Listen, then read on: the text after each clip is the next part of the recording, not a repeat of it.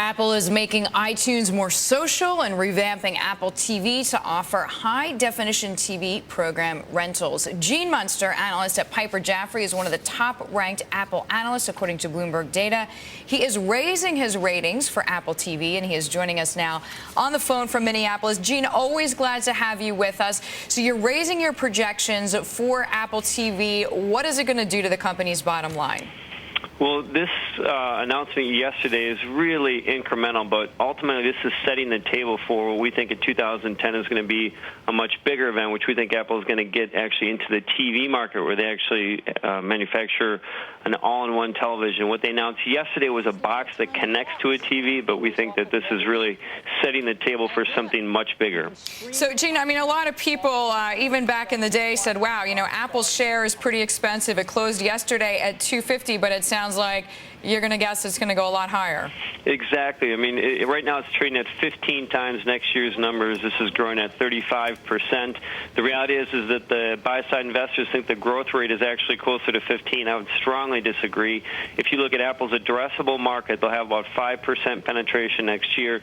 These are still very big markets that Apple has an opportunity really to tap into over the next 5 years. So, Gene, I mean, what's the bigger theme here? Is it just more products for more people? I mean, whoever wasn't already hooked on the gadgets is going to be a convert to the TV? Exactly. I think if you look at the bigger theme here is that 8 years ago there were basically a $250 iPod, and then the next product up was a $1,200 laptop. Today you have a $49 shuffle, and there's 9 products under $900, and so it's much more addressable, much more of an accessible brand than it was that it's ever been. And second, I think, is just the TV side of it is yet another leg to the story. If you have an iPhone, you have a Mac, then maybe you get Apple TV, and the gateway to this halo effect used to just be an iPod. Now it's many devices are allowing you to get into the Apple family. Gene, you just pointed out, I mean, there's many products out there, many different price points, so no one is really excluded.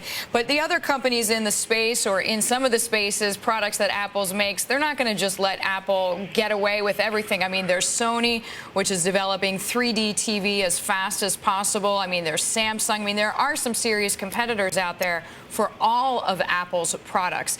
Do you think that Apple is the best positioned, even though it has a smaller market share, let's just even say, in the tablet space? Yeah, it's apples and oranges. I mean, those players that you mentioned are really strong within one vertical. Sony's very strong within televisions, but if you look at the reality of what people want in the next decade is going to be being able to buy content and be able to put it on all their devices, and Apple's the only one that has all the devices that actually work with each other, and so I think you're going to see this grip that they have surprisingly get stronger over the next 5 to 10 years. But does Apple need to match any of the innovations, or as you alluded to there, the vertical strengths of some of the products? In other words, does Apple need to do 3D TV to best Sony with that product, or is it okay if Sony beats them with just that one product? I think that it's okay to, I think Apple's going to pick and choose. I think what people want more than 3D right now is just the ability to get cheap content and put it to all their devices. I think people would take that multiple times over 3D TV.